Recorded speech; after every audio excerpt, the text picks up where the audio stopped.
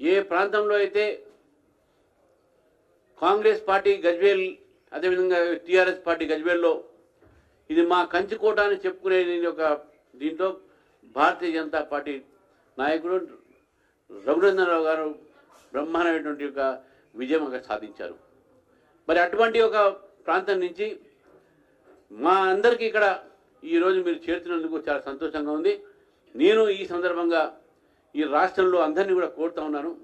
నేను నా ఒక పదవి బాధ్యత స్వీకరించే ముందు కూడా చెప్పాను, యువకులు రావాలి పార్టీలోకి, మహిళలు రావాలి మా పార్టీలోకి, రాజకీయ నాయకులు మా పార్టీలోకి రావాలి, ఇతర పార్టీ నుంచి కూడా మేము మా పార్టీలో రావడానికి మీరు తయారైతే మీరు స్వీకరించడానికి సిద్ధంగా ఉన్నాం కూడా మీరు గతంలో చెప్పడం జరిగింది. పార్టీ ఒక భారతీయ జనతా పార్టీ ఈ రాష్ట్రంలో ఒక రాజకీయ ప్రత్యామ్నాయం, ఒక కొత్త రాజకీయ ప్రత్యామ్నాయం ఈరోజు భారతీయ జనతా పార్టీ వైపు ప్రజలు చూస్తూ ఉన్నారు. కాబట్టి స్పందన ఏదైతే ప్రజల నుంచి ఉందో, రాజకీయ నాయకుల నుంచి ఉందో, అది కేవలం దానివల్లే భారతీయ జనతా పార్టీ మీద విశ్వాసము. ఈరోజు మిత్రులారా, ఇంతకుముందు రఘునందన్ గారు చెప్పారు, రాబోయేటటువంటి స్థానిక ఎన్నికలకు స్టంట్లు వేస్తూ ఉన్నారు, ఢిల్లీ పోతూ ఉన్నారు, అబద్ధాలు ఆడుతూ ఉన్నారు, ప్రజలను తప్పుదారి పట్టిస్తూ ఉన్నారు. ఈరోజు నేను ఈ ప్రభుత్వాన్ని అడుగుతా ఉన్నాను. నిన్న మా కార్యాలయంలో చాలామంది వికలాంగులు వచ్చారు, దైవాంగులు వచ్చారు. చాలామంది నాకు ఉత్తరాలు రాశారు, మాకు 18 నెలల నుంచి వితంతు పెన్షన్ రావట్లే, వృద్ధాప్య పెన్షన్ రావట్లే, వికలాంగ పెన్షన్ రావట్లే. 18 నెలల నుంచి ఎవ్వరికి కూడా ఈరోజు ఈ పెన్షన్లు వచ్చేసిన లేదు. కేవలం స్థానిక ఎన్నికలు ఉన్నాయి కాబట్టి ఏదో కొంత రైతు బంధు సగం విడుదల చేయడం జరిగింది. అది అందరికీ కూడా కాదు, కొంతమందికి విడుదల చేయడం జరిగింది. ప్రభుత్వానికి అందుకని రేవంత్ రెడ్డి గారికి ఉత్తరం రాస్తా ఉన్నాను.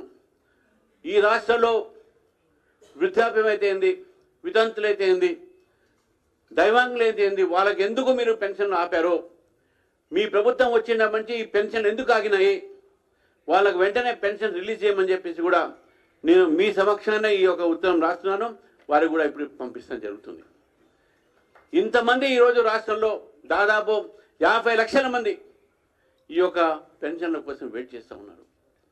ఇంతవరకు మీరు అది చేయలేదంటే మీ యొక్క అసమర్థతనం లేకుంటే ప్రజల పట్ల నిర్లక్ష్యం అని చెప్పేసి కూడా ఈరోజు స్పష్టంగా మనకు కనబడతా ఉంది.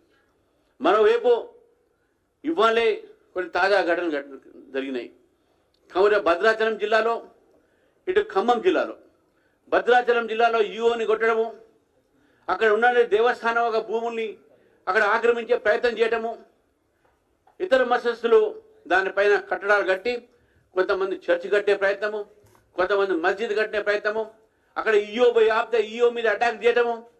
ఇది ఒక భద్రాచలంలోనే కాదు, తిరుమల తిరుపతి దేవస్థానం సంబంధించిన పవిత్రమైనటువంటి దేవాలయ భూములు ఖమ్మంలో అక్కడ ఉన్నటువంటి ఒక రాజకీయ పార్టీల ప్రోత్సాహంతో ఆ ఒక భూముల పైన కూడా ఈరోజు అక్కడ కట్టడాలు ఉంటే ఆ గోడలు కూడగొట్టి ఈరోజు వాణిజ్య కేంద్రం కింద ఇతర మతస్థులు ఇల్లు కడతా ఉన్నారు, అక్కడ మస్జిద్ కడతా ఉన్నారు. దాని మీద అక్కడ పోయి ఈరోజు ఈఓ పోతే కూడా పోనీయట్లేదు, అక్కడ టీటీడీ సంబంధించిన ఇది అధికారులు పోతే కూడా పోనీయట్లేదు. కాబట్టి హిందూ ఒక దేవాలయాల భూముల్ని రక్షించాల్సిన అవసరం ఉంది తెలంగాణలో. హిందూ ఒక దేవాలయ భూముల్ని ఈ రకంగా ఇతర మతస్థులు వాళ్ళు ఈ విధమైనటువంటి ఒక పని చేస్తే, మా భూములు వాళ్ళు ఆక్రమణ చేసే ప్రయత్నం చేస్తే భారతీయ జనతా పార్టీ రాష్ట్రంలో ఈ భూములు కాపాడడానికి ఒక ఉద్యమం రూపంలో మేము ముందుకు వస్తామని చెప్పేసి కూడా తెలియజేస్తాను ఈ ప్రభుత్వానికి. వెంటనే ఆ ఖమ్మంలో ఉన్న భూముల్ని ఆక్రమించినటువంటి వ్యక్తుల్ని ఖాళీ చేయించాలి. ఈయో మీద దాడి చేసినటువంటి ఒక ఇతర మతస్థులు కానీ అక్కడ ఉన్నటువంటి వ్యక్తులు ఎవరైతే భూ కబ్జా చేయబోతున్నారో దేవాలయ భూముల్ని, వాళ్ళ మీద చర్య తీసుకోవాలని చెప్పేసి కూడా నేను ఈరోజు మేము మీ సభాముఖంగా ఈరోజు మీ ముఖంగా మీ ద్వారా ముఖ్యమంత్రి గారిని అడుగుతున్నాను. ఈరోజు మిత్రులారా, ఇటువంటి ఒక పరిస్థితిలో ఈరోజు రాష్ట్రంలో అసలు ప్రభుత్వం ఉందా లేదా? ముఖ్యమంత్రి గారు పోతే ఢిల్లీకి పోతూ ఉంటారు, ఎప్పుడు ఏదంటే మా మీద ప్లాన్లు వేస్తూ ఉన్నారు. మీరు ఈ ప్రభుత్వానికి ఏదైనా చిత్తశుద్ధి ఉంటే మీరు ఇచ్చినటువంటి 6 గ్యారంటీలు మీరు ఎందుకు పూర్తి చేయట్లేదు? మీరు ఇచ్చినటువంటి ఒక వాగ్దానాలు ఎందుకు పూర్తి చేయట్లేదు? ఏదంటే చేతులు ఎత్తేసారు, మా దగ్గర డబ్బులు లేవంటున్నారు. మీ దగ్గర డబ్బులు లేకపోతే ఈ వాగ్దానాలు చేసినటువంటి ఒక దాని నేపథ్యం ఏంది? కాబట్టి మీరు ఈరోజు మీ యొక్క వైఫల్యం కోసము, మీ యొక్క వైఫల్యాన్ని మీరు కప్పించుకోవడానికి ప్రతిదీ కూడా మీరు ఢిల్లీ నాయకుల మీదనో భారతీయ జనతా పార్టీ మీద చేసే ప్రయత్నం చేస్తున్నారు. నాచిన ఆవే అంగంటేడా. మీ తప్పు మీరు ఒప్పుకుంటే ఒప్పుకోండి, కానీ మీ తప్పు వేరే వాళ్ళ మీద వేయకండి అని చెప్పి తెలియజేస్తూ